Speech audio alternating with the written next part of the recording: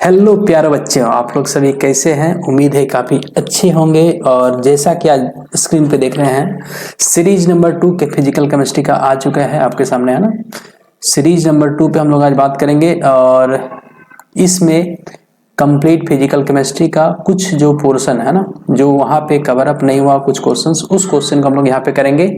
और वीडियो की शुरुआत करने से पहले हम लोग क्या करेंगे, एक बहुत ही सुंदर लाइन पढ़ेंगे जो आपको काफी मोटिवेट करेगा, क्योंकि अभी आपका एग्जाम टाइम स्टार्ट आ गया है। तो चलिए पहले हम लोग उस लाइन को पढ़ते हैं। वो लाइन हमको काफी अच्छा लगा, उम्मीद है कि आपको भी काफी अच्छा लगेगा, है ना। तो ये लाइन यही है, देखिए। राह संघर्ष की जो चलता है, राह संघर्ष की जो चलता है वो ही संसार को बदलता है। इसका मतलब तो समझ में आ रहा है। जैसे अभी हम लोग का राह बहुत संघर्ष भरी चल रहा है, क्योंकि एग्जाम के कुछ ही दिन रह गए और हम लोग संघर्ष उससे कर रहे हैं ना। तो राह संघर्ष की जो चलता है वो ही संसार को बदलता है।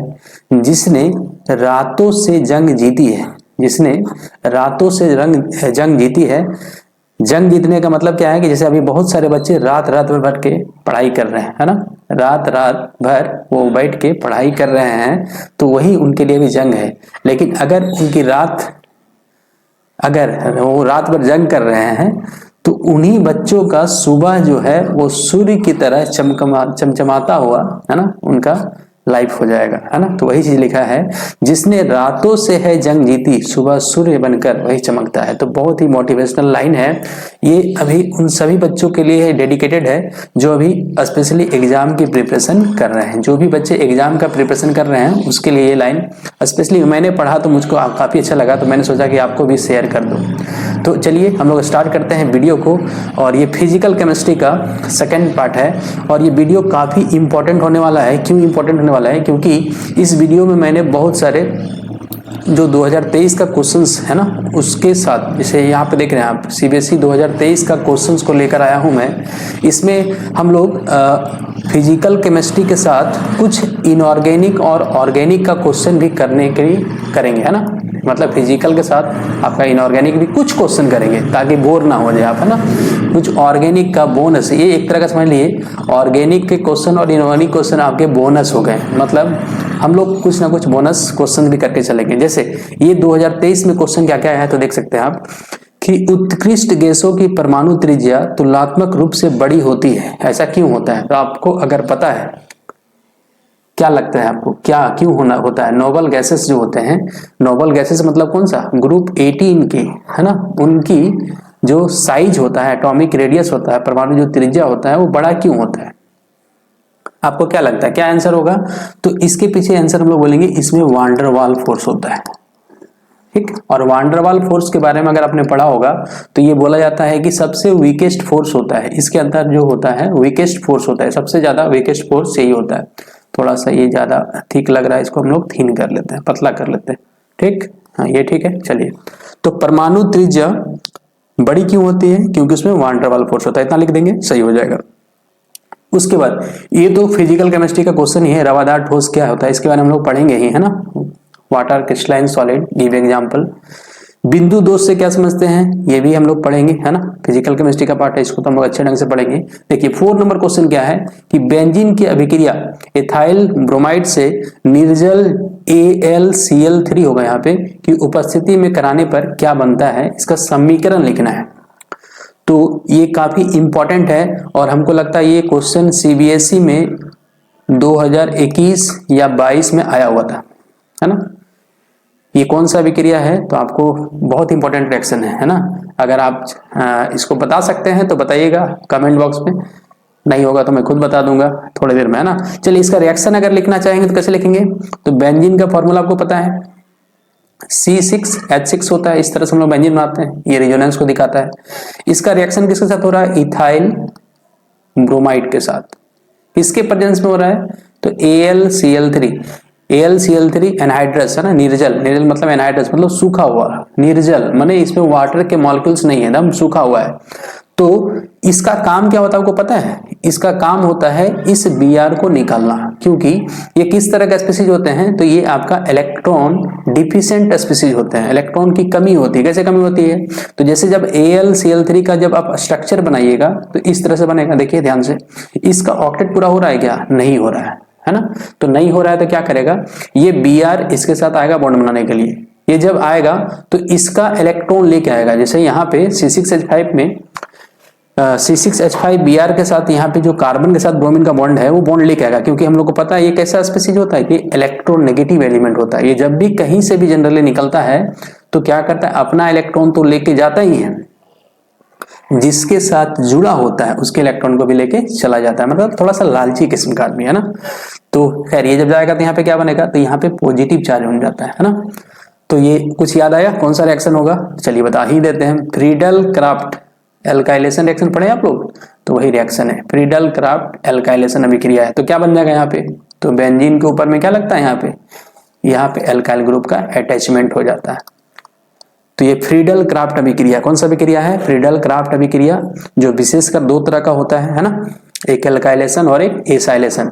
ठीक, और इसका काम क्या हो गया, समझ में आ गया? इसका काम होता है इलेक्ट्रोफाइल को जनरेट करना। मतलब इलेक्ट्रोफाइल मतलब इलेक्ट्रॉन स्नेही, इसको हिंदी में क्या बोलते हैं, इलेक्ट्रॉन स्नेही को उत्पन्न करने का काम होता है ये लुईस एसिड का काम, लुईस अम्ल का काम है ना। ये लुईस एसिड होते हैं ना, इलेक्ट्रॉन की कमी वाला स्पीसीज। तो इस तरह से क्या बन गया इसको, तो बोलेंगे इथाइल बेंजीन बन गया। चलिए बोनस क्वेश्चन हो गया ये, है ना, बोनस क्वेश्चन हो गया ये। तो इस तरह के क्वेश्चन आपके आते हैं। 2023 का क्वेश्चन आपको इसलिए दिखाया जा रहा है, 23 का भी क्वेश्चन अभी दिखाऊंगा और 24 का भी बहुत सारा क्वेश्चन मैं दिखाऊंगा ना। 24 का क्वेश्चन आपका शॉर्ट क्वेश्चन दिखाएंगे और 24 का तो एमसीक्यू का कलेक्शन तो यहाँ पे किया ही गया है ना। तो यहाँ पे केवल ये याद नहीं रखना है कि आपको ये सब क्वेश्चन इंपॉर्टेंट केवल बिहार बोर्ड के लिए है। जितने भी बच्चे यहाँ पे अगर सीबीएसई के बच्चे भी देख रहे हैं तो उनके लिए भी ये सब क्वेश्चन इंपॉर्टेंट हो जाता है। स्पेशली जो क्वेश्चन जैसे ये ऑर्गेनिक वाला क्वेश्चन है ना, ऑर्गेनिक का क्वेश्चन तो आपका रहेगा इस तरह से। चलिए इसका नेक्स्ट क्वेश्चन क्या बोलते हैं, पावर अल्कोहल क्या बोलते हैं। पावर अल्कोहल में क्या होता है, तो ये एक तरह का फ्यूल्स होता है ना। ये क्या होता है, फ्यूल्स होता है जो एनर्जी प्रोवाइड करता है। इसमें 80% क्या होता है, इसमें 80% पेट्रोल और 20% अल्कोहल होता है ना। तो इसको हम लोग बोलते हैं पावर अल्कोहल। लेंथेनाइड तत्वों की प्रमुख ऑक्सीकरण अवस्थाएं क्या होती है, तो लेंथेनाइड की प्रमुख ऑक्सीकरण अवस्था होती है +3, आपको याद रखना है। ठीक, फिर नेक्स्ट क्वेश्चन बोल रहा है द्विक लवण और जटिल लवण में अंतर समझाइए, है ना। Explain the difference between A double salt and कौन सा सॉल्ट होगा, डबल सॉल्ट और कॉम्प्लेक्स सॉल्ट। तो ये भी आप, इसका भी आंसर आपको पता होगा। ये किस चैप्टर का है, तो कोऑर्डिनेशन कंपाउंड चैप्टर का। किस चैप्टर का है, कोऑर्डिनेशन कंपाउंड चैप्टर का है। ठीक, चलिए थोड़ा सा अब हम लोग नीचे आते हैं। हाँ, इसको हम लोग बना लेते हैं। जैसे डबल सॉल्ट और इसमें क्या अंतर होता है, तो आप सिंपली एक समझना है। जैसे डबल सॉल्ट और कोऑर्डिनेशन कंपाउंड में ये अंतर होता है, ये इनऑर्गेनिक का पार्ट है।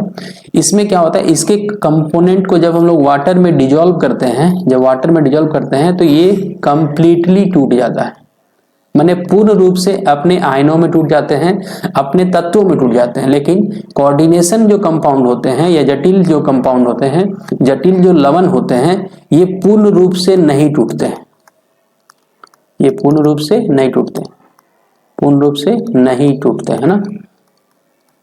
जैसे इसको हम लोग यहाँ पे समझने की कोशिश करते हैं, यहाँ पे, ठीक, इस स्पेस में समझने की कोशिश करते हैं। जैसे एग्जाम्पल के द्वारा मैं समझाने की कोशिश करता हूं, आपको ज्यादा समझ में आपको आएगा कि डबल सॉल्ट, और बहुत इंपॉर्टेंट क्वेश्चन है दोनों तरह के बच्चों के लिए, स्टेट बोर्ड के बच्चों के लिए भी और साथ ही साथ सीबीएसई के बच्चों के लिए, आईसीएसई के लिए बच्चों के लिए, क्योंकि ये दोनों जगह पढ़ना आप है ना। डबल सॉल्ट जिसको हिंदी में क्या बोलते हैं, द्विक लवण बोलते हैं। बहुत ज्यादा इंपॉर्टेंट क्वेश्चन है, सभी बच्चे ध्यान से देखेंगे सबको इसको। और एक क्या था, कॉम्प्लेक्स सॉल्ट जिसको जटिल लवण बोलते हैं। कॉम्प्लेक्स सॉल्ट का क्या नाम है, जटिल लवण।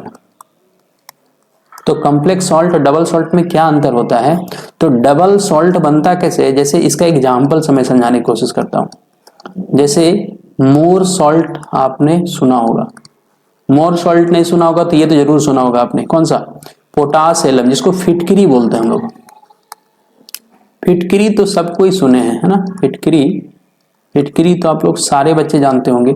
तो पोटास एलम जो होता है या फिटकरी जो होता है ये एक डबल सॉल्ट है। इसका क्या फॉर्मूला होता है, तो K2SO4 Al2SO4 का होल 3 डॉट 24H2।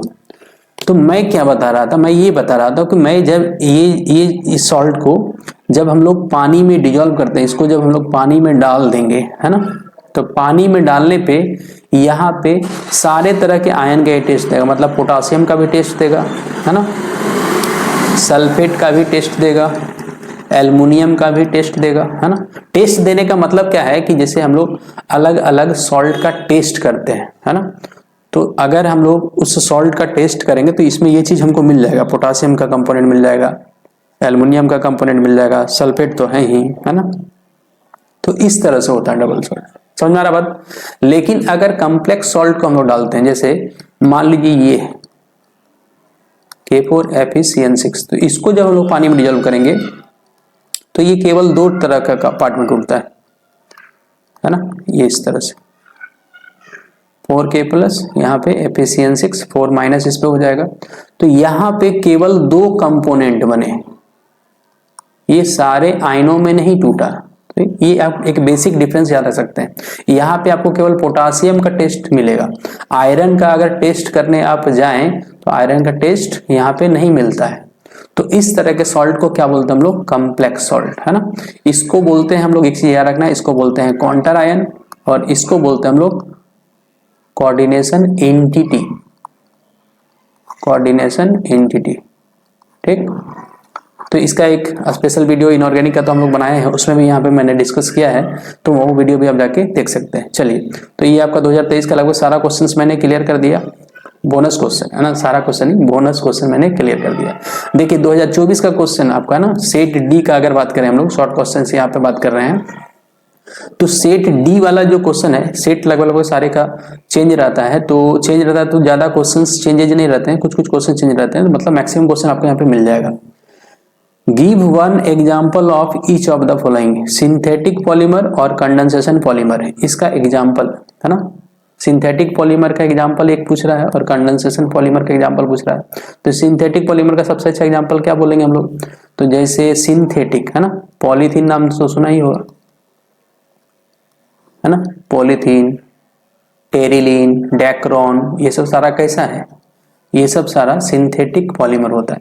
और कंडेंसेशन पॉलीमर किसको बोलते हैं, तो कंडेंसेशन पॉलीमर उस तरह का बोलते हैं हम लोग, ये जैसे ये एडिशन पॉलीमर भी कहते हैं हम लोग इसको, है ना। कंडेंसेशन पॉलीमर में क्या होता है, स्मॉल मॉलिक्यूल यहाँ से बाहर निकलते हैं आपस में, जब दो मोनोमर्स आपस में जब मिलेंगे, मिलने के बाद छोटे छोटे मॉलिक्यूल्स वापस बाई प्रोडक्ट के रूप में निकलते हैं। तो इसका एग्जाम्पल क्या हो जाएगा, तो जैसे नाइलॉन 66, नाइलॉन 66, ये किसका एग्जाम्पल हो जाएगा, कंडेंसेशन पॉलीमर का। तो ये किसका क्वेश्चन, ये इनऑर्गेनिक का है, ठीक है। लोहे के दो एस्को का नाम, right the name and formula of the two ores of iron, तो हेमेटाइट, हेमेटाइट हो जाएगा, बॉक्साइट हेमेटाइट और सीडेराइट बोल सकते हैं हम लोग, हेमेटाइट और सीडेराइट, सीडेराइट। तो हेमेटाइट का फॉर्मूला क्या, Fe2O3, है ना, और यहाँ पे कुछ वाटर का मॉलिक्यूल लिख सकते हैं। सीडेराइट का क्या हुआ, FeCO3, है ना, FeCO3, हेमेटाइट, सॉरी हेमेटाइट और सीडेराइट। एल्युमिनियम धातु के निष्कर्षण में क्रायोलाइट एस का उपयोग क्यों किया जाता है, तो ये मेटलर्जिकल वाले चैप्टर से है। तो ये सब चैप्टर आपको नीट वगैरह, जेई वगैरह में ये सबसे क्वेश्चन भी रहता है। क्रायोलाइट वाला क्वेश्चन तो जनरली रहता ही रहता है उससे, कि क्रायोलाइट को क्यों हम लोग यूज करते हैं, तो वहां यही वाला क्वेश्चन है। तो ये क्या करता है, ये मेल्टिंग पॉइंट को घटाने का काम करता है, याद रखना है। ये मेल्टिंग पॉइंट को 900 से 1000 डिग्री सेल्सियस तक जैसे ही हम लोग मिलाते हैं उसका मेल्टिंग पॉइंट घटा देता है। तो मेल्टिंग पॉइंट घटा दिया तो क्या हो गया, हमारा फ्यूल्स को बचा देता है ये, तो इसीलिए क्रायोलाइट को मिला देते हैं, है ना। क्योंकि एल्युमिनियम धातु का एक्सट्रैक्शन जो होता है वो विद्युत अपघटन प्रोसेस होता है, इलेक्ट्रोलाइसिस प्रोसेस होता है। तो वहां पे हम लोग इसको डालेंगे तो ये मेल्टिंग पॉइंट को घटा देगा और हम लोग आसानी से लिक्विड फॉर्म में चला जाएगा, तो वहां से हम लोग आसानी से इसको एक्सट्रैक्ट कर सकते हैं। नेटवर्क ठोस किसे कहते हैं, एक उदाहरण देना है, वाटर नेटवर्क सॉलिड, मतलब वही कोवैलेंट सॉलिड को नेटवर्क सॉलिड बोलते हैं, ठीक है। तो इसके बारे में हम लोग तो यहाँ बात करेंगे। शॉर्ट की दोष किसे कहते हैं, तो उदाहरण के साथ व्याख्या करें। ये वाला चीज तो मैंने प्रीवियस फिजिकल केमिस्ट्री में बताया ही था, है ना। तो शॉर्ट की दोष आपको पता है, जिसमें कब क्या होगा, इक्वल नंबर ऑफ कैटायंस और इक्वल नंबर ऑफ एनायन। क्या बोले हम, इक्वल नंबर ऑफ कैटायंस और इक्वल नंबर ऑफ एनायंस जब मिसिंग हो जाते हैं, मिसिंग हो जाएंगे कहां से, लेटिस साइड से, तो उस तरह के डिफेक्ट को हम लोग क्या बोलते हैं, शॉर्ट की डिफेक्ट बोलते हैं। ठीक, ये फिजिकल इसको तुम लोग पढ़ेंगे यहाँ पे, इसके बारे में पढ़ेंगे, इसके बारे में पढ़ेंगे, है ना। ये तीनों चीज हम लोग अभी पढ़ेंगे फिजिकल केमिस्ट्री में। लोहे में जंग लगने के संबंध में विद्युत रासायनिक सिद्धांत का उल्लेख करें, है ना। लोहा में जंग लगने वाला, ये भी हम लोग देखेंगे यहाँ पे। मोलर चालकत्व पर तनुता का क्या प्रभाव पड़ता है, ये भी फिजिकल केमिस्ट्री का, तो ये भी हम लोग यहाँ पे देख लेंगे। चलिए आगे का हम लोग देखते हैं 2024 में और क्या क्या क्वेश्चन आया है। देखिए ऑर्गेनिक से ये क्वेश्चन, रोजनमंड रिडक्शन, रोजनमुंड अवकरण अभिक्रिया क्या होता है, तो आपको पता होगा ये। और इसको हम लोग प्रीवियस वीडियो में पढ़ चुके हैं। ऑर्गेनिक का जो बच्चे वीडियो नहीं देखे हैं वो देख लेंगे, है ना। किसके प्रेजेंस में होता है, PDBSO4। तो जो भी बच्चे हैं ना, कम से कम ऑब्जेक्टिव जो क्वेश्चन आपको करवाया जा रहा है, तो ऑब्जेक्टिव क्वेश्चन में ही आपके बहुत सारे सब्जेक्टिव का मैं आंसर दे रहा हूँ, क्योंकि वहां पे डिटेल एक्सप्लेनेशन के साथ मैं बता रहा हूँ, तो उससे बहुत सारा आपका शॉर्ट आंसर टाइप वाला क्वेश्चन भी सॉल्व हो जाएगा। जैसे ये रोजनमुंड अवकरण अभिक्रिया, ये शायद वहां पे MCQ में था कि कौन सा उत्प्रेरक के साथ होता है ना, उसमें कौन सा उत्प्रेरक यूज किया जाता है, तो ये अभिक्रिया था वहां पे। तो ये बन जाता है तुम्हारा, क्या बन जाएगा आपका, ये बन जाएगा एल्डिहाइड। ठीक, पॉलीपेप्टाइड बंध किस प्रकार का बंध होता है, तो पेप्टाइड चेंज, है ना। पेप्टाइड अमीनो एसिड पता है, पढ़ा ही होंगे आप लोग, है ना। तो वहां से फ्लोरीन, ये फ्लोरीन होगा। फ्लोरीन, क्लोरीन, ब्रोमीन, आयोडीन का इलेक्ट्रॉन बंधुता के बढ़ते क्रम में सजाना है ना।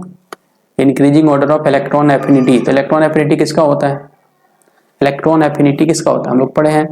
तो क्लोरीन का इलेक्ट्रॉन एफिनिटी सबसे ज्यादा बोला जाता है, फिर फ्लोरीन, फिर ब्रोमीन, फिर आयोडीन। इसमें कंफ्यूजन नहीं करना है। इलेक्ट्रॉन नेगेटिविटी में फ्लोरीन सबसे ज्यादा, लेकिन इलेक्ट्रॉन एफिनिटी में क्या बोलेंगे, क्लोरीन। ठीक, साइज का कहानी होता है, फ्लोरीन, क्लोरीन, ब्रोमीन, आयोडीन। ये किसका है, ये इलेक्ट्रोनेगेटिविटी का ऑर्डर है बच्चों, है ना। इसको एकदम ध्यान से रखना है। ये किसका ऑर्डर है, ये इलेक्ट्रॉन एफिनिटी का ऑर्डर है ना। इलेक्ट्रॉन बंधुता का ऑर्डर किसका ऑर्डर है, ये इलेक्ट्रॉन बंधुता का ऑर्डर है। क्रिप्टन, जेनन, इसका इलेक्ट्रॉनिक विन्यास आया हुआ था 24 में। डीएनए फिंगरप्रिंटिंग का उपयोगिता का वर्णन करना है हम लोग को, कहाँ करते हैं हम लोग इसका डीएनए फिंगर, है ना। तो क्राइम वगैरह में तो इसका बहुत ज्यादा भर के यूज किया जाता है ना, डीएनए फिंगरप्रिंटिंग का यूज क्राइम वगैरह में करते हैं हम लोग। फिर पैटर्निटी को पहचाने के लिए, बच्चे का डीएनए से मैच उपयोग करते हैं हम लोग, पैटर्निटी को पहचाने उचाने के लिए भी यूज किया जाता है डीएनए फिंगरप्रिंटिंग का।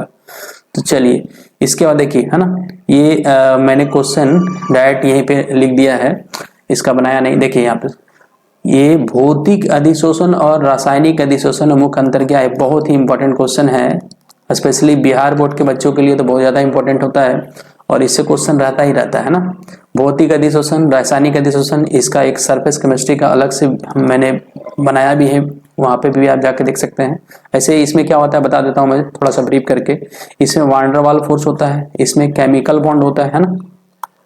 इसमें जो एनर्जी यूज होगा वो 20 to 40 kilo joule energy release होता है। इसमें 80 से 240 किलो जूल एनर्जी रिलीज होता है।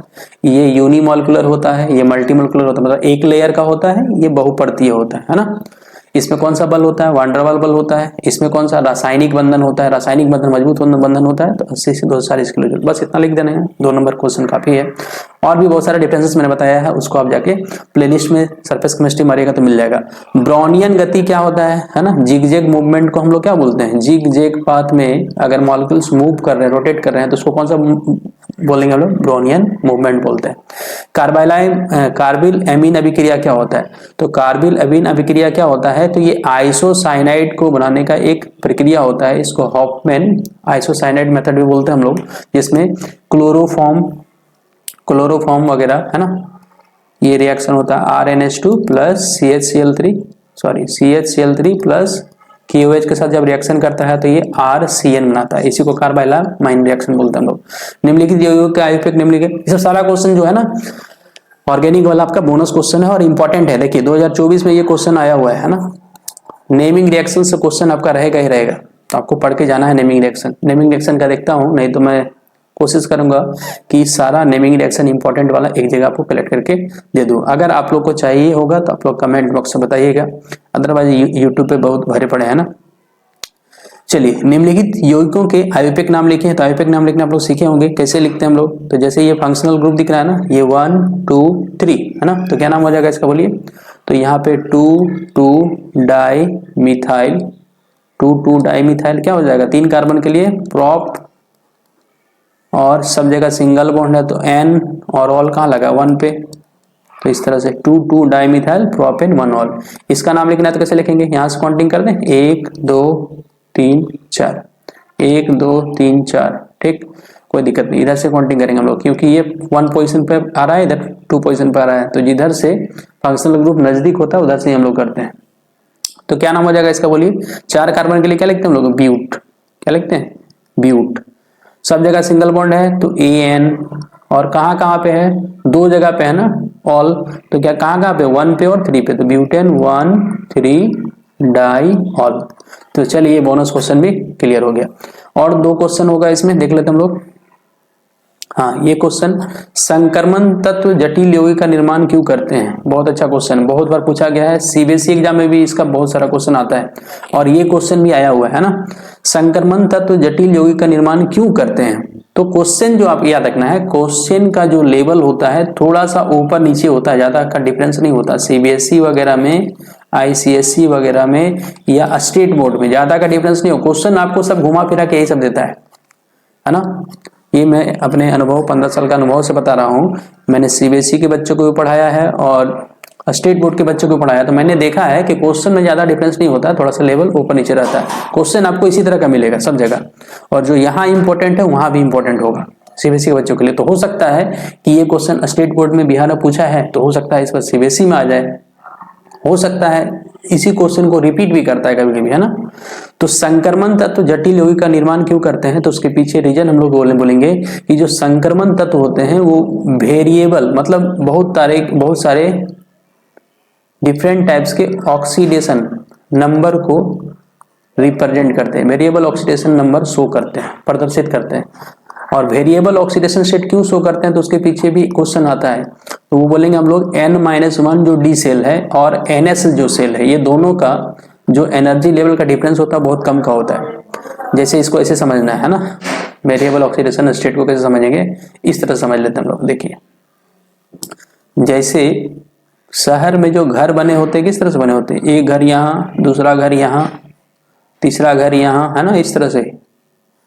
तो यहाँ अगर कोई आदमी नहीं, मान लीजिए चोर बोलते हैं लोग, चोर अगर इस घर में आ गया तो इस घर में भी आसानी से जा सकता है, इस घर में भी आसानी से जा सकता है। ऐसा क्यों हुआ, क्योंकि ये दोनों का जो डिफरेंसेस है एनर्जी लेवल का डिफरेंस मतलब घर का जो डिस्टेंस है बहुत कम है। तो उसी तरह से जब कभी भी 2 सबसेल N-1D और NS का एनर्जी लेवल का अगर डिफरेंसेस कम का होता है तो इलेक्ट्रॉन, यहाँ वाला इलेक्ट्रॉन जम करके यहाँ चल जाता है, यहाँ वाले इलेक्ट्रॉन कभी यहाँ आ जाएगा, तो ये वाला फेनोमेनन होते रहता है। तो जब इस तरह का फेनोमेनन होता है तो उस तरह से क्या बनता है, वेरिएबल ऑक्सीडेशन स्टेट या ऑक्सीडेशन नंबर, माने ऑक्सीकरण संख्या जिसको बोलते हैं।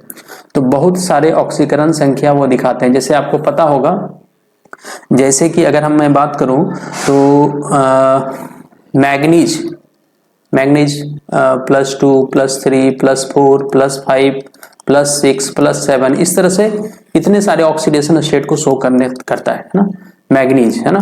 तो अलग अलग ऑक्सीडेशन स्टेट या ऑक्सीकरण संख्या क्यों शो कर रहा है, क्योंकि सिंपल से हम लोग बोलेंगे रीजन क्या है, तो रीजन ये है कि उनके एनर्जी लेवल का डिफरेंस क्या होता है, माने ऊर्जा स्तर का जो गैपिंग है वो बहुत कम का होता है ना। ऊर्जा स्तर लगभग दोनों के क्या होते हैं, बराबर होते हैं। तो इस तरह से आप उसको बना के लिख दीजिएगा, हो सकता है यही क्वेश्चन आ जाए आपके एग्जाम में। चलिए, तो इस तरह से इसका आंसर हो जाएगा। अब नेक्स्ट क्वेश्चन एक क्या था, प्रभावी परमाणु संख्या En की व्याख्या कीजिए, है ना। तो इफेक्टिव एटॉमिक नंबर ये किससे रिलेटेड बात करता है, तो ये बात करता है जैसे नियरेस्ट जो नोबल गैस कॉन्फ़िगरेशन है या फिर नियरेस्ट नोबल गैस कॉन्फ़िगरेशन तक पहुंचने की प्रक्रिया है। यहाँ पर हम लोग क्या करते हैं, सारे एलिमेंट जैसे कोई भी ट्रांजिशन मेटल का कॉम्प्लेक्स, जैसे ये है ना, तो इसमें हम लोग इस तरह से इफेक्टिव एटॉमिक नंबर निकालते हैं। जैसे इस सेंट्रल मेटल एटम का कितना है, तो इसका हम लोग बोलते हैं परमाणु संख्या 26 है। इसका कितना है, तो 5, इस पे कार्बोनिल पे 2 लेते हैं हम लोग, है ना। तो 26 10 कितना हो गया, 36, यानी किसके से आ गया, ये क्रिप्टन की तरह आ गया। तो प्रभावी परमाणु संख्या उसी चीज को रिप्रेजेंट करने का एक मतलब गुण बोल सकते हैं हम लोग, ठीक है। तो ये सब थोड़ा सा इनऑर्गेनिक का पार्ट है, इसको इनऑर्गेनिक में करेंगे हम लोग। तो काफी वीडियो लेंदी नहीं करना है हम लोग को। चलिए हम लोग अब आ जाते हैं फिजिकल केमिस्ट्री में, जो हम लोग को पढ़ना है। पढ़ना तो हम लोग सब है ना, ये सब सारा तो बोनस क्वेश्चन था, ऐसा नहीं बोलेंगे पढ़ना नहीं है। चलिए कहीं ना कहीं आपको नॉलेज को ये बढ़ाएगा ही। और जो बच्चे इसको देख रहे हैं, अगर समझ में नहीं आ रहा है तो आपको बताना है कि सर थोड़ा स्लो बताइए, थोड़ा सा फास्ट। अगर स्लो ज्यादा लग रहा है तो क्या करना है, स्लो लग रहा है तो उसको हम लोग करेंगे 2x में कर देंगे, है ना, 1.5x में कर देंगे, उससे क्या होगा, आसानी से होगा। चलिए इसको मिटा लेते हैं हम लोग। नेक्स्ट क्वेश्चन क्या है, चलिए इसको भी मिटा लेते हैं हम लोग। मिट गया, ये देखिए मिट गया, चोर चोर रह गया है, चोर को बाद में मिटाते हैं हम लोग, चोर को रहने देते हैं, है ना। चलिए ये हो गया। मोल प्रभाज क्या होता है ना, सारे बच्चे इसको पढ़े हैं। मोल अंश, मोल फ्रैक्शन किसको बोलते हैं। तो ये आपका मोल प्रभाज बहुत इंपॉर्टेंट होता है। रॉल्स लॉ में भी इसका यूज होता है, हम लोग है ना करते हैं। रॉल्स लॉ, हेनरीज लॉ, है ना, ये दोनों ही जगह पे इसका यूज करते हैं। रॉल्स लॉ में भी मोल फ्रैक्शन के टर्म में करते हैं हम लोग, हेनरीज लॉ में भी मोल फ्रैक्शन करते हैं। याद होगा आपको, P डायरेक्टली प्रोपोर्शनल टू, यहाँ पे भी x करते हैं, यहाँ पे भी x करते हैं। लेकिन ये वाला कौन सा था, वेपर प्रेशर, और ये वाला क्या था, ये सॉल्बिलिटी था। ये सॉल्बिलिटी को हम लोग यहाँ पार्शियल प्रेशर के टर्म में यूज कर रहे हैं, तो ये याद रखना है। तो मोल फ्रैक्शन बहुत ही इंपॉर्टेंट होता है, मोल प्रभाज। तो ये क्या होता है इसको समझते हैं हम लोग। तो हम लोग मोल प्रभाज किसको बोलते हैं, तो मोल प्रभाज अगर कभी भी किसी कंपोनेंट का निकालना होता है तो हम लोग क्या करते हैं, जिस कंपोनेंट का निकालना है, यानी सॉल्यूट का निकालना है या सॉल्वेंट का, ये इसको बेसिकली हम लोग क्या बोलते हैं, इसको बोलते हैं विलायक। ए को हम लोग विलायक बोलते हैं, है ना, सॉल्वेंट। और बी को क्या बोलते हैं, तो बी विलय हो जाएगा। और विलय और विलायक को मिलने से सॉल्यूशन बन गया। तो मोल प्रभाज किससे निकालते हैं, जिसका निकालना है। जैसे मान लीजिए हम बोले कि अगर विलय का निकालना है तो इसका सिंबल क्या होगा, XA दिखाते हैं। तो जिसका निकालना है उसका मोल्स ऊपर, यानी ए का निकाल रहे मतलब विलायक का मोल, हाँ विलायक का मोल बटा क्या कर देंगे हम लोग, बिलियन का कुल मोल। बस सिंपल से यही चीज है ना, बिलियन का कुल मोल मतलब Na by Na plus Nb, जिसको Nt भी लिखा गया जाता है। Nt माने टोटल नंबर ऑफ मोल्स हो गया। तो इसी को मोल प्रभाज बोलते हैं। मोल प्रभाज क्या है, एक अनुपात होता है। क्या होता है, एक अनुपात। किसी भी अवयव का मोल, विलय या विलायक का मोल बटा क्या करेंगे, अनुपात बिलियन का कुल मोल। अगर इसी तरह से अगर मान लीजिए हमको निकालना है, अच्छा ये विलय का था नहीं, ये विलायक का निकल गया, सॉरी। अगर विलय का निकालना होगा, एक्स भी निकालना होगा तो क्या होगा, तो एन बी बटा क्या हो जाएगा, Na प्लस एन बी ना। इससे बहुत सारा क्वेश्चन आपका बनाए भी है हम लोग, सॉल्यूशन का अलग से एक वीडियो बना हुआ है, तो वहां पे हम देख सकते हैं। चलिए, वाष्प दाब के आपेक्षिक अवनमन के संबंध में रॉल्ट का नियम देखिए। ये क्वेश्चन था 2023 या 24 में भी हम लोग देखे ना, ये था। आपेक्षिक अवनमन करने का मतलब right Rawls law of relative lowering of vapour pressure. तो इसका क्या कहानी है, तो जैसे किसी भी सॉल्यूशन में आपको याद रखना है, किसी भी सॉल्यूशन में अगर सॉल्यूट डालते हैं तो पहले यहाँ पे समझ लीजिए। देखिए मान लीजिए ये केवल सॉल्वेंट वाला कंपोनेंट और ई वाला है सॉल्यूशन वाला कंटेनर, दो अलग अलग कंटेनर ले लिए हम लोग। ये किसका है, तो केवल विलायक का। किसका है, केवल विलायक का। इसको हम लोग समझाए थे ना एंड रॉल्स लॉ में। रॉल्स लॉ का वीडियो ऑलरेडी अपलोडेड है, बहुत डिटेल में किया गया है। तो जो बच्चे उसको नहीं देखे हैं यहाँ पे देख सकते हैं। आपको करना क्या है, बस टाइप करना है Raoult's law by Deepak Kumar, chemistry point आ जाएगा ऑटोमेटिक, है ना। तो इसको क्या कहते हैं हम लोग, आपेक्षिक अवनमन कहने का मतलब क्या है कि जैसे ही हम लोग कोई भी सॉल्वेंट में बाहर से जैसे ही सॉल्यूट डालते हैं तो ये बन जाता है सॉल्यूशन। अब पहले क्या था, सॉल्वेंट था, तो सॉल्वेंट जब था यहाँ पे तो इसका वेपर प्रेशर क्या होगा, इसका जो वेपर प्रेशर होगा इस सॉल्यूशन में, सॉल्यूशन मतलब यहाँ पे क्या है, तो यहाँ पे हम बताए थे कि इस तरह का सॉल्यूशन में दो कंपोनेंट होगा, इसमें केवल क्या होगा, इसमें खाली पानी है, मान लेते हैं इसमें खाली पानी है, इसमें पानी प्लस चीनी भी मान लो, है ना, विलय है।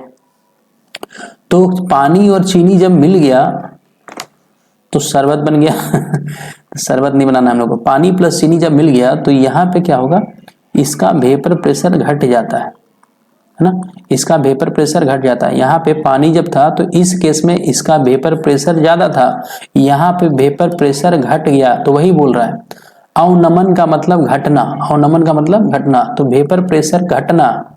क्यों घट रहा है, क्योंकि इसमें चीनी के पार्टिकल, चीनी के कण आ गए, तो चीनी के कण आने से क्या हुआ, तो हम लोग चीनी का कण जैसे ही उस कंटेनर में आया तो कुछ एरिया लिया, कुछ क्षेत्रफल, है ना, कुछ क्षेत्रफल क्या किया, जगह घेरा, कुछ क्षेत्रफल वो लिया, कुछ एरिया घेरा। तो क्षेत्रफल लेने से क्या हो गया, ये जो मॉलिक्यूल पहले आसानी से निकल जा रहा था वेपर बन के, अब उसके पाथ में, उसके रास्ते में क्या हो गया, तो प्रतिरोध आ गया। तो प्रतिरोध आने से उसका वेपर प्रेशर यानी वाष्प दाब क्या हो जाएगा, घट जाएगा। तो ये वाष्प दाब किस पे डिपेंड कर रहा है, वाष्प दाब डिपेंड कर रहा है सॉल्यूट के मॉलिक्यूल पे, तो उसी चीज के बारे में बात कर रहे हैं यहाँ पे। तो ये हम लोग क्या बोल रहे हैं कि वाष्प दाब जो है, वाष्प दाब का जो घटना है वो किस पे डिपेंड कर रहा है, तो वो डिपेंड कर रहा है कहीं ना कहीं विलय के क्वांटिटी पे, यानी विलय के मोल पे। तो मोल नहीं बोल के यहाँ क्या बोलते हैं, विलय के मोल अंश पे बोल देते हैं हम लोग, क्या बोलते हैं, मोल अंश। मतलब अगर विलय का मोल ज्यादा होगा तो वाष्प दाब ज्यादा घटेगा, ठीक। तो उसी चीज को यहाँ पे लिखते हैं हम लोग इस तरह से, P naught A minus P A by upon P naught A बराबर यहाँ पे एक्स पी कर देते हैं हम लोग। ये यही है। ये ऊपर वाला टर्म को क्या बोलते हैं हम लोग, इसको बोलते हैं lowering of vapour pressure, lowering of vapour pressure. और जब इसको इसके रेफरेंस में करते हैं हम लोग तो ये हो गया relative lowering of vapour pressure. Relative मतलब किसी के कंपैरिजन में, जैसे राम का 95% आया और श्याम का 76% आया, तो हम लोग बोलते हैं ना कि तुम्हारा श्याम का जो परसेंटेज है, तो बोलते हैं श्याम तुम्हारा राम से कम आया, कितना कम आया, तो घटा के देख लेते हम लोग। तो वही चीज है, जो वाष्प दाब घटा, कितना घटा, वो किस पे डिपेंड करेगा, तो वो डिपेंड करेगा विलय के मोल पे, यानी चीनी के मोल। चीनी का क्वांटिटी अगर ज्यादा लेंगे तो ज्यादा वेपर प्रेशर घटेगा। तो वाष्प दाब का आपेक्षिक नवनमन संबंध में रॉल्ट का नियम यही बोलता है कि जितना भी कंपोनेंट हम लोग डालेंगे उतना उसका क्या होगा, वेपर प्रेशर घट जाएगा, ठीक। समझ में आया बात। चलिए, तो इस तरह से आप इसको समझ सकते हैं। चलिए नेक्स्ट हम लोग चलते हैं नेक्स्ट क्वेश्चन पे। तो नेक्स्ट क्वेश्चन आपका रवादार ठोस क्या होता है, क्रिस्टलाइन सॉलिड क्या होता है। अगर मान लीजिए ये क्वेश्चन आया तो आप कैसे लिखेंगे, रवादार ठोस क्या होता है, तो आपको पता है क्रिस्टलाइन सॉलिड क्या होता है, तो उस तरह का सॉलिड जिसमें कणों की जो व्यवस्था होगी, कणों की व्यवस्था क्या होती है, एकदम नियमित होती है। कणों की व्यवस्था क्या होती है, नियमित होती है ना। Arrangement of particles are in regular order, यहाँ पे रेगुलर ऑर्डर में अरेंज्ड होते हैं, रेगुलर ऑर्डर अरेंजमेंट होता है किस चीज का, पार्टिकल का। तो पार्टिकल का मतलब यानी कण जिसको बोलते हैं, पार्टिकल का मतलब आपको याद रखना एम, AIM, जीवन का लक्ष्य जो होता है। तो ए मतलब यहाँ एटम बोलेंगे, आई का मतलब आयंस बोलेंगे, और एम का मतलब क्या बोलेंगे, मॉलिक्यूल बोलेंगे, ठीक। Atom, ion, molecule.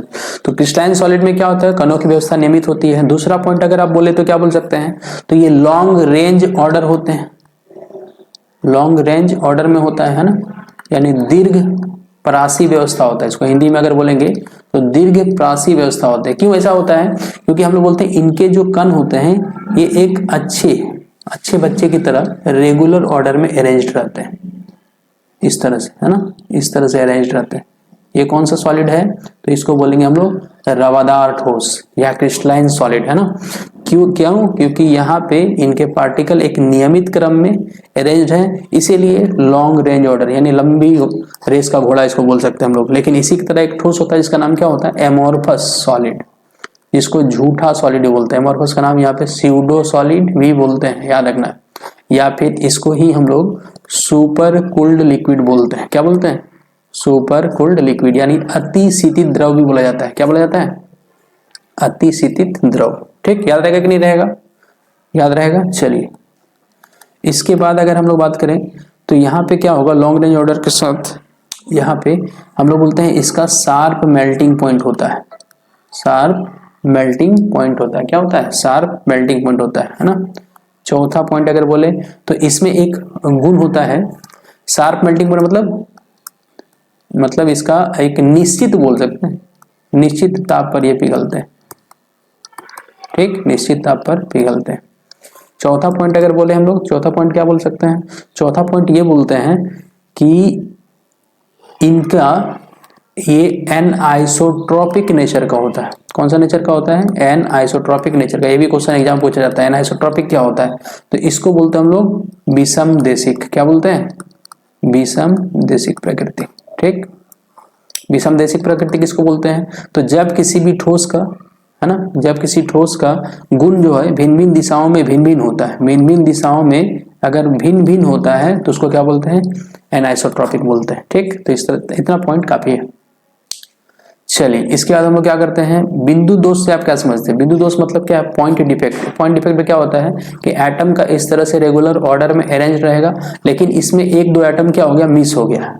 एक दो एटम अगर मिस हो गया तो इसी डिफेक्ट को हम लोग क्या बोलते हैं? ये जो यहाँ पे डिफेक्ट आया है, एटम या आयंस जब मिसिंग हो जाते हैं किसी पॉइंट से, किसी पॉइंट से मिसिंग हो जाते हैं, तो ये मिसिंग पॉइंट जो होता है इसी को क्या बोलते हैं? पॉइंट डिफेक्ट बोलते हैं। ठीक, एटम या आयंस कहीं, तो इस तरह के स्थान को हम लोग क्या बोलते हैं? लेटिस पॉइंट बोलते हैं। क्या बोलते हैं इसको? लेटिस पॉइंट्स, है ना, लेटिस पॉइंट से मिसिंग होना, उसी को क्या बोलते हैं हम लोग? Point defect. क्लियर है? चलिए, मोलर चालकत्व पर तनुता का क्या प्रभाव पड़ता है ना? What is the effect of dilution on molar conductance? तो बच्चों क्वेश्चन क्या है? क्वेश्चन ये पूछ रहा है कि बिंदु दोष से आप क्या समझते हैं ना। बिंदु दोष, हम लोग इंक ले लेते हैं, येलो ले लेते हैं। ठीक, बिंदु दोष से आप क्या समझते हैं, ये क्वेश्चन है ना। What do you understand by point defect? तो पॉइंट डिफेक्ट किसको बोलते हैं या बिंदु दोष किसको बोलते हैं? तो जैसा कि हम लोग पढ़े हैं कि सॉलिड इस स्टेट जो होता है, बेसिकली सॉलिड स्टेट में हम लोग पढ़े हैं कि सॉलिड दो तरह का होता है, एक क्रिस्टलाइन सॉलिड और दूसरे को क्या बोलते हैं? एमोर्फस सॉलिड बोलते हैं इस तरह से। तो क्रिस्टलाइन सॉलिड में हम लोग पढ़े हैं कि पार्टिकल का अरेंजमेंट जो होता है, इसमें कण जो होते हैं वो नियमित रूप से व्यवस्थित होता है। कण यानी पार्टिकल जो होता है इसमें कैसे होते हैं? रेगुलर ऑर्डर में अरेंज्ड होते हैं। तो ये बिंदु दोष का मतलब क्या है? ये दोष तभी उत्पन्न होता है जब पार्टिकल्स का अरेंजमेंट जो कि रेगुलर होना चाहिए वो किसी कारणवश रेगुलर नहीं होके, जैसे यहाँ पे ये वाला देखिए, ये लेयर तो बिल्कुल ये रेगुलर ऑर्डर है ना, लेकिन अगर सेकंड लेयर में हम लोग मान लीजिए इस तरह से अगर हो गया, है ना, यहाँ पे इस तरह से हो गया, तो यहाँ पे हम लोग क्या देख रहे हैं? यहाँ पे देख रहे हैं कि यहाँ पे एक एटम मिसिंग हो गया, है ना, यहाँ पे एक एटम क्या हो गया? मिसिंग हो गया। तो इस तरह के डिफेक्ट को हम लोग क्या बोलते हैं? Point defect. क्या बोलते हैं इसको? Point defect. समझ आया बात? पॉइंट डिफेक्ट क्या होता है? तो जब किसी भी एक क्रिस्टल जालिका, इसको क्रिस्टल जालिका हिंदी में बोलेंगे तो क्रिस्टल जालिका बोलते हैं, क्रिस्टल जालिका में नियमित क्रम में अगर व्यवस्थित नहीं हो, कुछ जगह खाली हो जाए, इसको हम लोग वैकेंसी भी बोलते हैं। अगर इसको हम लोग दूसरे पेन से दिखाएं इस तरह से, यहाँ पे जैसे ये वैकेंसी डेवलप हो गया, ये वैकेंसी डेवलप हो गया, तो इस वैकेंसी डिफेक्ट किस में आएगा? तो बिंदु दोष में ही आता है ना। तो वैकेंसी डिफेक्ट किसका पार्ट है? तो पॉइंट डिफेक्ट का ही पार्ट होता है। ये कैसे आता है? तो इसके पीछे इसका रीजन हम लोग क्या बोलते हैं कि अगर हम पूछे कि बिंदु दोष क्यों आता है, तो बिंदु दोष के पीछे रीजन क्या होता है? तो रीजन आप इस तरह से लिख सकते हैं, इसका रीजन जो होता है, रीजन बोलते हैं कि जब कभी भी रेपिड मतलब बहुत तेज जब क्रिस्टलाइजेशन प्रोसेस होता है, माने क्रिस्टलाइजेशन का प्रोसेस मतलब क्रिस्टल ठोस बनाने की जो प्रक्रिया होती है वो जब बहुत तेज होती है तो इस तरह का डिफेक्ट देखने को मिलता है। साथ ही साथ अगर मान लीजिए इसमें हम लोग क्या करें, इसको अगर हीट कर दें, इसको अगर रेडिएशन दे किसी तरह से, है ना, कोई रिएक्शन करवाए, तो उस केस में भी बिंदु दोष देखने को मिलता है। समझाया बिंदु दोष क्या होता है? तो बिंदु दोष सिंपली समझना है कि रेगुलर ऑर्डर में रेगुलर अगर पार्टिकल अरेंज्ड हैं और उसमें से कहीं अगर कोई एटम मिसिंग हो गया, कोई एटम अगर मिसिंग हो गया, ये जगह जो खाली बच गया, उसी को बिंदु दोष बोल रहे हैं। क्लियर? चलिए ठीक है, इसके आगे बढ़ते हैं हम लोग। नेक्स्ट क्वेश्चन में आपको दिख रहा है कि मोलर चालकत्व, है ना, देखिए यहाँ क्वेश्चन देखिए, इसको हम चलिए ले लेते हैं। मोलर चालकत्व पर तनुता का क्या प्रभाव पड़ता है, ये क्वेश्चन पूछ रहा है। डाइल्यूशन करने पे मोलर कंडक्टेंस का क्या फर्क पड़ता है, तो इसको मैंने बहुत डिटेल्स में बताया है। खैर फिर इसमें भी देख लेते हैं हम लोग करते क्या है। तो डाइल्यूशन करने से आपको याद रखना, डाइल्यूशन करने से मतलब अगर हम लोग किसी सॉल्यूशन को अगर तनु कर रहे हैं, पतला कर रहे हैं, तो उस केस में मोलर कंडक्टेंस बढ़ जाता है। क्यों बढ़ जाता है? क्योंकि हम लोग एक पहला चीज बोलते हैं कि इंटर आयनिक एट्रैक्शन जो होता है वो घट जाता है। इसका एक डिटेल वीडियो बना के ऑलरेडी मैं डाल चुका हूँ कोलराज लॉ में, वो वाला वीडियो आप देख लीजिएगा। कौन सा वीडियो बोला है? कोलराज लॉ एक वीडियो डाला गया है, तो कोलराज लॉ बाय दीपक कुमार मारिएगा तो उसमें बहुत डिटेल में आपको मिल जाएगा। तो डाइल्यूशन करने से क्या होता है, माने पानी अगर हम लोग सॉल्वेंट ऐड कर रहे हैं तो उससे इंटर आयनिक अट्रैक्शन क्या होता है, ये कम हो जाता है। ठीक, पहला चीज तो याद रखना है। दूसरा, जो मोबिलिटी है, मोबिलिटी कहने का मतलब घूमना या चलन करना, है ना, तो जो चलन करना, चलन मतलब कौन मूव करेंगे, तो आयंस मूव करेंगे, तो आयंस की गति बढ़ जाती है। आयंस की क्या बढ़ जाती है? गति बढ़ जाती है। क्यों गति बढ़ जाती है, इसे सिंपली समझना है। अगर मान लीजिए एक कंटेनर है, उसमें अभी यहाँ पे वॉल्यूम है, इसमें जैसे ही हमने पानी डाला, पानी डालने से वॉल्यूम बढ़ गया, यहाँ पे वॉल्यूम कम था, यहाँ वॉल्यूम ज्यादा हो गया। तो वॉल्यूम ज्यादा हो गया तो जैसे मान लीजिए यहाँ पे ये सब जो पार्टिकल है, पार्टिकल को अगर हम दूसरे पेन से दिखाने की कोशिश करें इस तरह से, इसमें ये सब पार्टिकल है मान लीजिए, है ना, ये सब पार्टिकल है। तो ये सब पार्टिकल के बीच में अब डिस्टेंस क्या हो गया, बढ़ गया ना। तो डिस्टेंस बढ़ गया, तो डिस्टेंस बढ़ने से क्या हो गया, मूवमेंट बढ़ गया, आयन की गति बढ़ गई। तो आयन की जब गति बढ़ जाएगी तो कंडक्टेंस बढ़ जाता है। ठीक, केवल एक कंडक्टेंस घटता है जिसको क्या बोलते हैं हम लोग, अस्पेसिफिक कंडक्टेंस। कौन सा कंडक्टेंस बोलेंगे, अस्पेसिफिक कंडक्टेंस, यानी विशिष्ट चालकता जो है, विशिष्ट चालकता घट जाती है। ठीक, कौन कौन कंडक्टेंस बढ़ेगा, तो मोलर कंडक्टेंस बढ़ता है, इक्विवेलेंट कंडक्टेंस बढ़ता है, ये दोनों ही बढ़ता है। केवल स्पेसिफिक कंडक्टेंस जो होता है वो घट जाता है, क्योंकि ये यूनिट वॉल्यूम पे बात करता है। कौन से वॉल्यूम पे बात करता है, ये यूनिट वॉल्यूम पे बात करता है। याद रखना है, कौन से वॉल्यूम पे बात करता है, ये यूनिट वॉल्यूम पे बात करता है। क्लियर? ठीक, चलिए आगे बढ़ते हैं। चलिए अब आ गया आपका एमसीक्यू क्वेश्चन, है ना। एमसीक्यू क्वेश्चन के हम लोग देख लेंगे क्या बोल रहा है यहाँ पे। तो एमसीक्यू क्वेश्चंस को हम लोग पढ़ते हैं पहले। हम लोग यहाँ ले रहे हैं येलो कलर, ठीक, थोड़ा सा थिकनेस और बढ़ा देते हैं हम। चलिए, क्वेश्चन बोल रहा है कि एक्टिवेशन एनर्जी केमिकल रिएक्शन का कैसे डिटरमाइन करते हैं हम लोग। एक्टिवेशन एनर्जी तो आपको पता ही है, नहीं पता है तो आप देख सकते हैं वीडियो में, ऑलरेडी केमिकल काइनेटिक्स में बताया गया है। ऐसे बता देते हैं शॉर्ट में, एक्टिवेशन वह एडिशनल एनर्जी होता है, एडिशनल एनर्जी वह होता है रिएक्टेंट का जो क्या कर सकता है, जिससे रिएक्टेंट से वो प्रोडक्ट बना देता है ना, और रिएक्टेंट से प्रोडक्ट बनने के बीच में एक इंटरमीडिएट कंपाउंड बनता है। तो एक्टिवेशन एनर्जी क्या होता है, एक एडिशनल एनर्जी होता है जिसके द्वारा रिएक्टेंट से प्रोडक्ट बनता है ना। इसका ग्राफ कुछ इस तरह से बताया गया था आपको, कैटालाइसिस करके एक वीडियो बनाया गया है, उसमें आप देख सकते हैं सरफेस केमिस्ट्री में इस चीज को बताया गया था। ये वाला जो एनर्जी होता है इसी को एक्टिवेशन एनर्जी बोलते हैं। यहाँ पे रिएक्टेंट होता है, ये प्रोडक्ट होता है। तो ये जो एक्स्ट्रा एनर्जी चाहिए होता है यहाँ पे, इसके पास इतना एनर्जी पहले से होता है ना। कोई भी रिएक्टेंट मॉलिक्यूल के पास पहले से कुछ अपना एनर्जी रहता है, यहाँ पे उसके पास पहले से इतना एनर्जी। ये जो एक्स्ट्रा एनर्जी यहाँ लग रहा है, यहाँ से यहाँ तक ये एक्स्ट्रा जो एनर्जी लग रहा है, इसी एनर्जी को हम लोग क्या बोल रहे हैं, एक्टिवेशन एनर्जी। किस चीज को बनाने के लिए, तो यहाँ पे एक इंटरमीडिएट कंपाउंड बनता है। मतलब ये कंसेप्ट होता है, रिएक्टेंट पहले इंटरमीडिएट बनाएगा फिर प्रोडक्ट बनाएगा। तो रिएक्टेंट से इंटरमीडिएट बनाने के लिए जो एनर्जी का रिक्वायरमेंट होता है, कौन सा एनर्जी, एक्स्ट्रा एनर्जी या एडिशनल एनर्जी, उसी को हम लोग क्या बोलते हैं, एक्टिवेशन एनर्जी। तो ये कैसे डिटरमाइन करते हैं, तो इसके लिए determining the rate constant at standard temperature, determining the rate constant at two temperature, तो इसका ऑप्शन क्या हो जाएगा? बी इज करेक्ट आंसर है। इसका करेक्ट आंसर क्या हो जाएगा? बी। कौन सा आंसर करेक्ट होगा? बी, याद रखना। दो अलग अलग टेम्परेचर पे हम लोग रेट कांस्टेंट का वैल्यू करके निकाल सकते हैं। जैसे इसका फॉर्मूला आप लोग को याद होगा, log K2 बाय K1 करके था, माइनस ये by 2.303 R 1 by T1 minus 1 by T2। ठीक, तो option number B is correct answer. चलिए नेक्स्ट हम लोग चलते हैं। नेक्स्ट क्वेश्चन क्या है देख लेते हैं हम लोग। नेक्स्ट क्वेश्चन आपके स्क्रीन पे रहा ये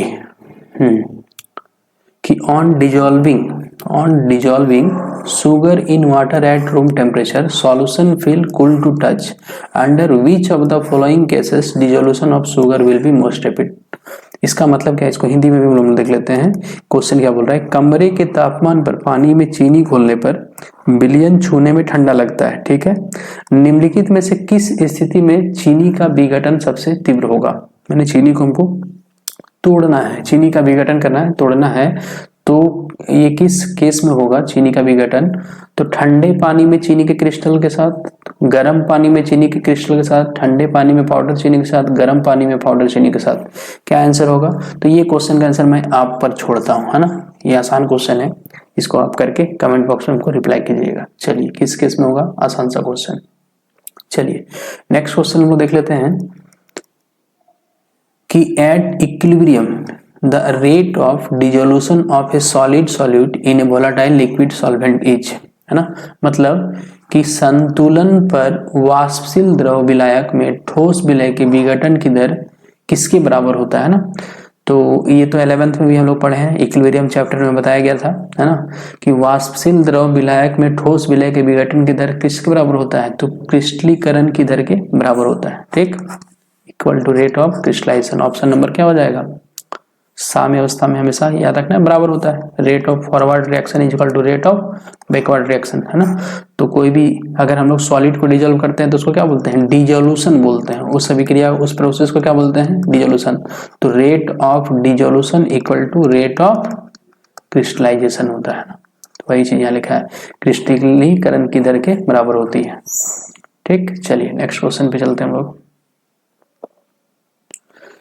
When the physical properties are different along different direction is known as, तो इसको अभी मैंने डिस्कस किया है ना। जब फिजिकल प्रॉपर्टीज, जब भौतिक गुण भिन्न विभिन्न दिशाओं में भिन्न होता है तो इसे क्या कहा जाता है? तो इसको भी पढ़े थे हम लोग, कौन सा? क्रिस्टलाइन ठोस में, रवादार ठोस में हम लोग पढ़े थे भी, रवादार ठोस के ये सब गुण होते हैं। तो इसको क्या कहते हैं? विषमदेशिक बोलते हैं। क्या बोलते हैं? विषमदेशिक। जब भौतिक गुण विभिन्न दिशाओं में भिन्न भिन्न होता है तो उसे क्या कहते हैं? विषमदेशिक गुण, एनाइसोट्रोपिक। और ये किसका प्रॉपर्टीज होता है? क्रिस्टलाइन सॉलिड का। और अगर जब सेम होगा तो किसका प्रॉपर्टीज होगा? तो उसको याद रखना है, एमोर्फस सॉलिड को। कौन सॉलिड? एमोर्फस, जिसको क्या बोलते हैं हम लोग? अक्रिस्टलीय बोल सकते हैं ना। चलिए नेक्स्ट क्वेश्चन में बोल सकते हैं हम लोग। नेक्स्ट क्वेश्चन भी हम बढ़ते हैं हम लोग। शॉटकी दोष और फ्रैंकल दोष में क्या अंतर है? तो इसको भी डिटेल में मैंने बात कर चुका है प्रीवियस वीडियो में, है ना।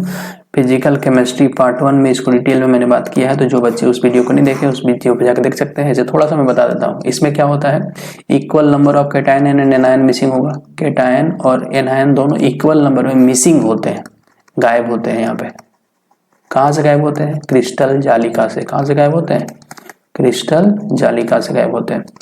और फ्रैंकल में क्या होता है, यहाँ पे कैटायन अपने जगह को छोड़कर, अपने जगह को छोड़कर, अपने जगह को छोड़कर क्रिस्टल जालिका में ही है ना, क्रिस्टल जालिका के दूसरे स्थान पे चले जाते हैं, दूसरे स्थान पे चले जाते हैं, ठीक। तो इसमें डेंसिटी स्थिर रहता है, मतलब घनत्व तो जो है इसका स्थिर रहेगा, लेकिन इसका डेंसिटी घट जाता है। और ये क्वेश्चन भी कितने बार एग्जाम में आया हुआ है कि कौन सा ऐसा डिफेक्ट में जिसमें डेंसिटी घट जाता है, तो उसमें याद रखना है शॉटकी डिफेक्ट, ठीक। और ये सब किस में आता है? तो इसको बोलते हैं हम लोग स्टाइकियोमेट्रिक डिफेक्ट है। कौन सा डिफेक्ट है? स्टाइकियोमेट्रिक डिफेक्ट, जिसमें शॉटकी और फ्रैंकल आते हैं, शॉटकी और फ्रैंकल, ठीक। तो शॉटकी में डेंसिटी घटता है, फ्रैंकल में डेंसिटी कांस्टेंट रहता है। शॉर्टकी में कैटायन और एनायन दोनों मिसिंग होते हैं अपने जगह से, इसलिए घट जाता है। चलिए नेक्स्ट क्वेश्चन पे चले। तो नेक्स्ट क्वेश्चन में ड्राई आइस किसका उदाहरण है ना।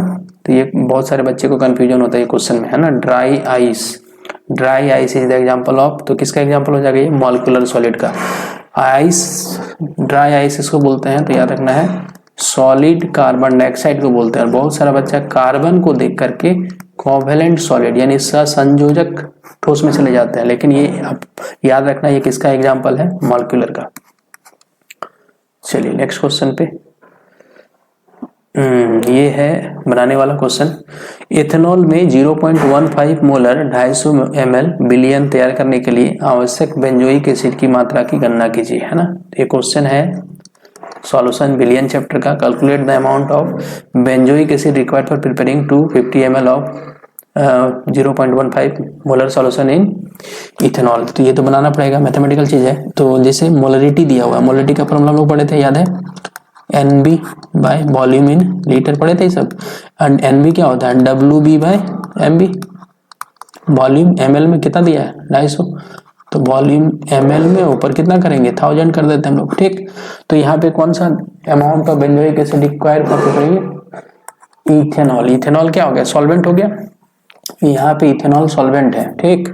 और वॉल्यूम दिया हुआ है, WB आपको निकालना है, मोलरिटी दिया हुआ, मोलरिटी कितना दिया है, तो 0.15 बराबर WB ही आपको निकालना है, तो WB को WB रहने दीजिए। मोलर मास, बेंजोइक एसिड है ना, सॉल्यूट यहाँ पे कौन है, बेंजोइक एसिड। तो बेंजोइक एसिड का फॉर्मूला आपको पता होना चाहिए, क्या होता है, तो बेंजीन के ऊपर कार्बोक्सिलिक लगा देंगे, ठीक। बेंजीन के ऊपर क्या लगा देंगे, कार्बोक्सिलिक। मतलब C कितना हो गया, C6H5COOH हो गया ना, तो इस तरह से C7 हो गया, H कितना हो गया 6O2, यही हुआ ना। चलिए तो इसका मोलर मास निकाल लेते हैं हम लोग। तो 12 7 जा कितना हो गया 84 प्लस 6 प्लस 32, इसको ऐड कर देना है, 90 प्लस 32 मैंने 122 ग्राम आएगा। तो यहाँ पे 122 कर देना है। वॉल्यूम कितना दिया है 250, ऊपर कितना 1000, तो ये 4 बार में तो कैंसिल हो जाएगा। 2 दूना 4, ये हो जाएगा 61, और काटेंगे तो 30.5, तो ये दोनों को मल्टीप्लाई करेंगे, जो आंसर आएगा वो WB हो जाएगा। WB बराबर 30.5 इंटू 0.15, जो आएगा वो आंसर हो जाएगा, ठीक। इसको मल्टीप्लाई करके देख लेना है। अच्छा यहाँ पे ऑप्शन 4.6 है, यहाँ पे 4.3 है, तो इसको 4.6 कर देंगे, देख लीजिएगा आपको जो आंसर आएगा इसी में आसपास आंसर आ जाएगा। चलिए नेक्स्ट क्वेश्चन।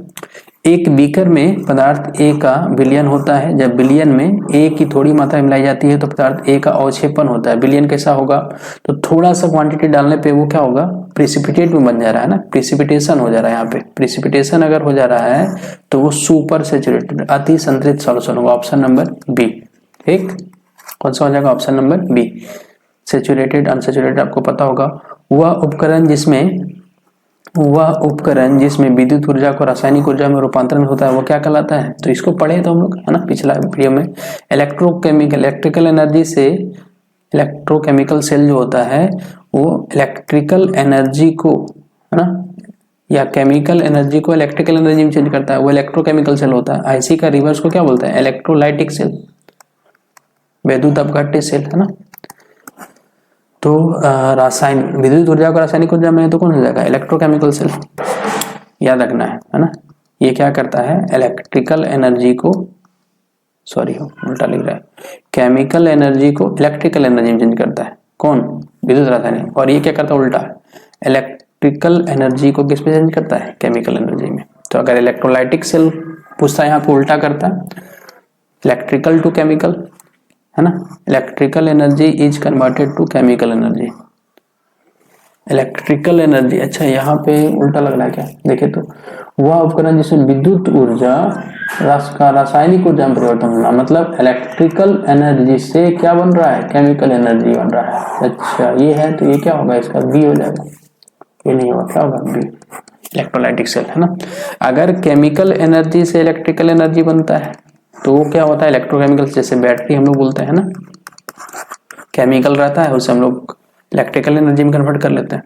तो बैटरी वगैरह जितना होगा, जैसे जो भी बैटरी हम लोग बल्ब बोल रहे हैं, घड़ी वगैरह में जो भी यूज कर रहे हैं हम लोग, है ना, उसको सारा एग्जाम्पल हो जाएगा।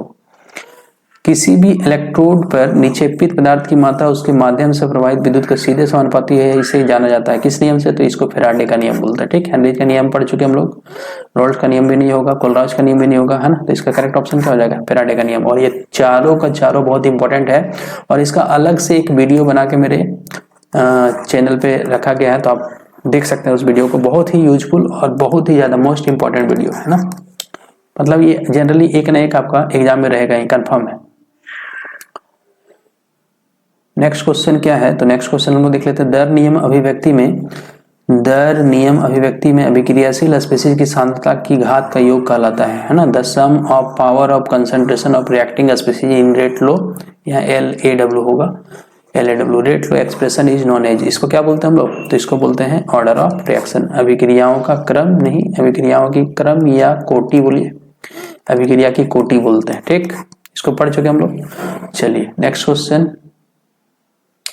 फैराडे से क्या तात्पर्य है? तो फैराडे किसको बोलते हैं? एक मोल इलेक्ट्रॉन का मास, इलेक्ट्रॉन का मास नहीं, प्रोटॉन का मास नहीं, एक मोल चार्ज है ना, charge on the one mole electron, charge of one mole electron को बोलते हैं।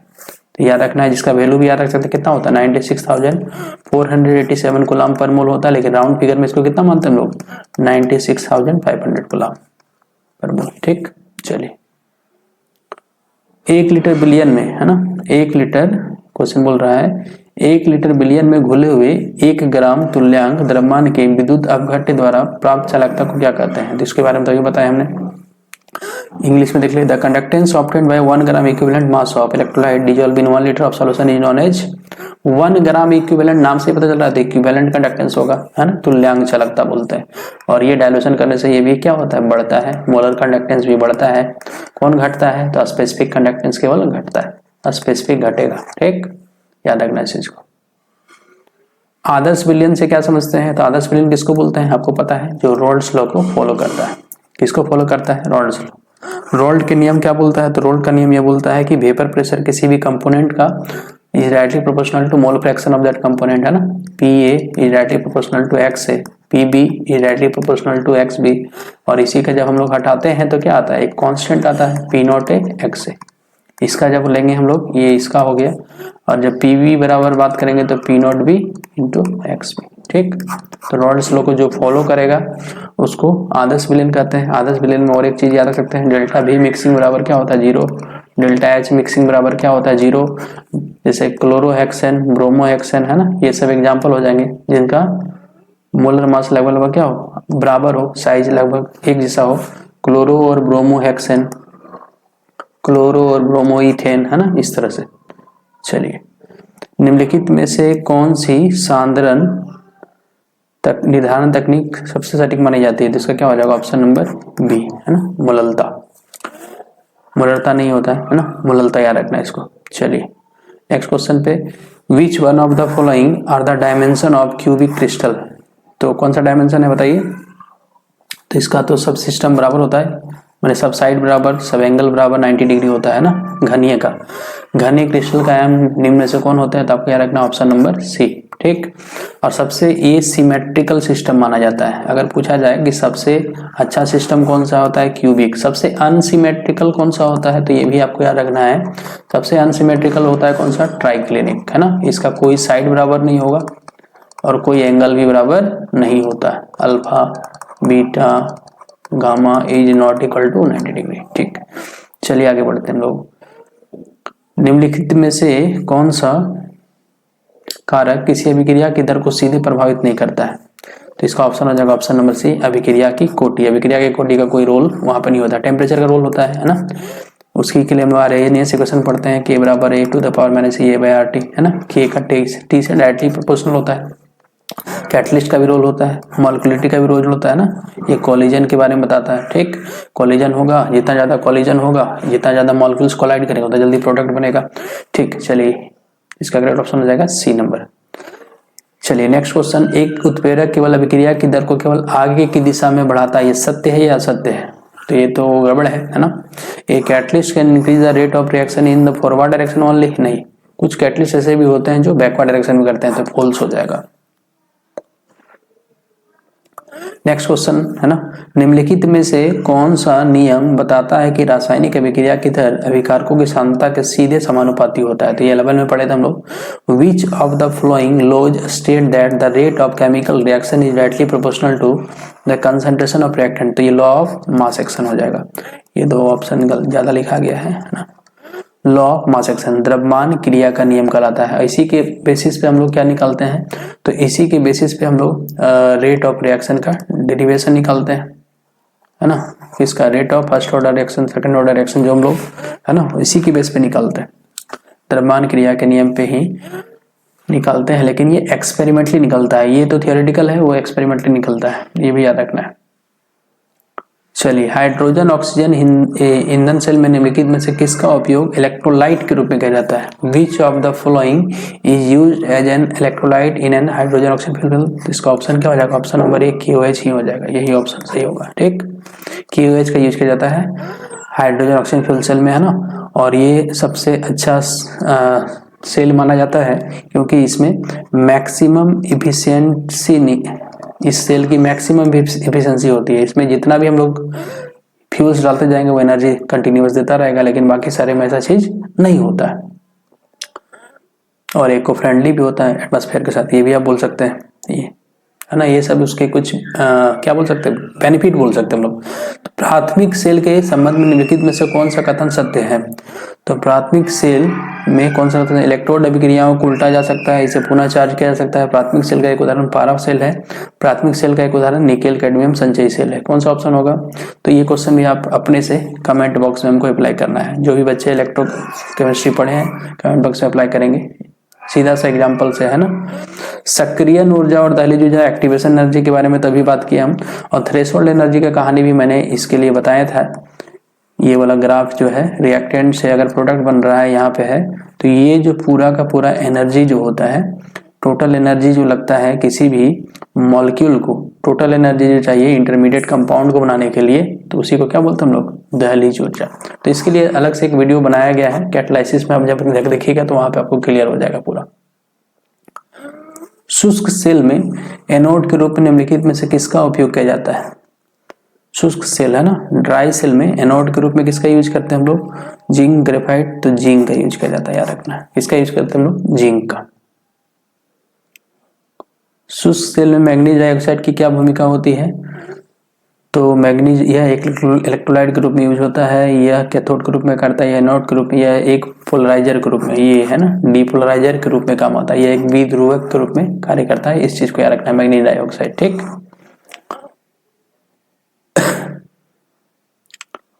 इसके बाद क्वेश्चन बोल रहा है what is the rate of reaction for a bimolecular elementary reaction? तो इसमें कौन सा स्टेटमेंट सही होगा? तो यहाँ पे बायोमोलिकुलर रिएक्शन ये वाला इस टाइप से था, A + BB क्या बना यहाँ पे AB, तो इसका ऑप्शन हो जाएगा ये वाला, है ना। यहाँ पे दो तरह का फैक्टर आपको बताया गया था कि कैटालाइसिस, केमिकल काइनेटिक्स में ये चीज बताया गया है ना, कि कोई भी कंपाउंड का कोलिजन थ्योरी ये बोलता है कि अगर प्रोडक्ट बनाना होता है तो दो तरह का बैरियर होता है, उसमें एनर्जी बैरियर होता है और एक ओरिएंटेशन बैरियर होता है। तो यही वाला जेड वाला जो है ये ओरिएंटेशन बैरियर को यहाँ पे दिखा रहा है। तो P बराबर यहाँ पे ZAB e⁻ EA/RT ये आता है।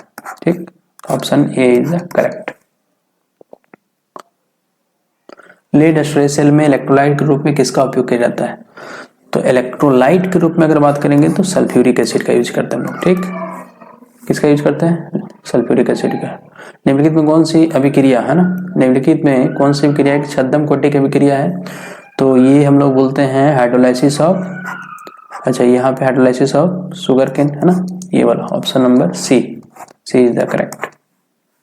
ये तो नहीं होगा, ये नहीं होगा, है ना। स्यूडो ऑर्डर रिएक्शन जिसमें बताया गया था कि एक्चुअल में इसका ये दिखने में हायर ऑर्डर का रहता है, दिखने में हायर ऑर्डर का रहता है, बट एक्चुअल में ये कौन सा ऑर्डर का होता है? लोअर ऑर्डर का। ठीक, तो उस तरह की अभिक्रिया को क्या बोलते हैं हम लोग? छद्म कोटि या छद्म प्रथम कोटि की अभिक्रिया। इसका एग्जांपल ये है हाइड्रोलाइसिस ऑफ ईस्टर और इन्वर्सन ऑफ शुगर केन। तो ये इन्वर्सन ऑफ शुगर केन है ना, ये शुगर है। ठीक, शुगर का इन्वर्सन मतलब ग्लूकोज फ्रुक्टोज में बनता है, अल्फा से बीटा डी इस तरह से। उत्कृष्ट गैसों की परमाणु त्रिज्या तुलनात्मक रूप से बड़ी होती है। इस चीज को मैंने डिस्कस कर चुका, क्योंकि इसमें कौन सा फोर्स होता है, वान डर वाल फोर्स होता है, और यही वाला बोले थे बिहार बोर्ड 2023 में पूछा गया था। सब क्वेश्चन तो मैंने डिस्कस कर दिया है। एक प्रथम कोटि की अभिक्रिया 20 मिनट में 70% पूर्ण हो जाती है, तो अभिक्रिया की दर का स्थिरांक क्या होगा?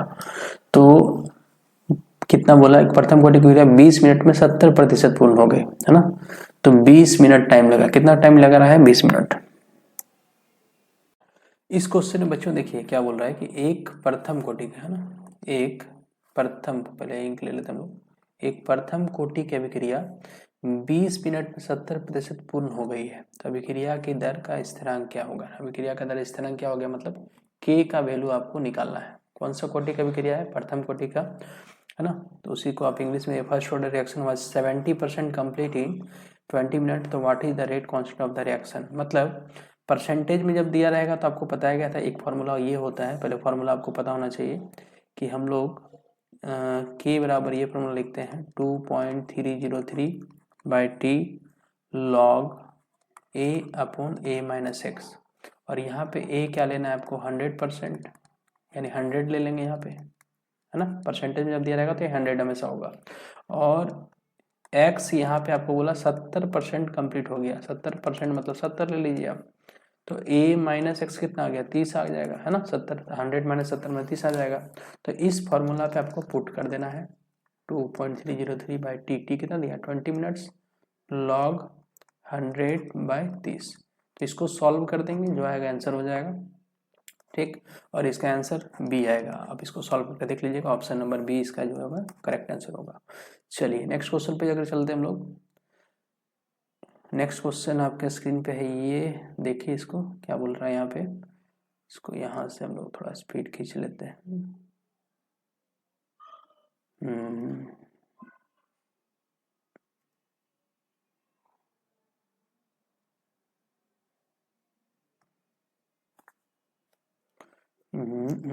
आ गया ये क्वेश्चन, देखिए यहाँ पे अभिक्रिया बोला है कि अभिक्रिया NO2 प्लस CO से बन रहा है, NO प्लस CO2, 2 चरणों में होती है। दर नियम ज्ञात कीजिए, है ना? दर का नियम निकालना है उन्हें।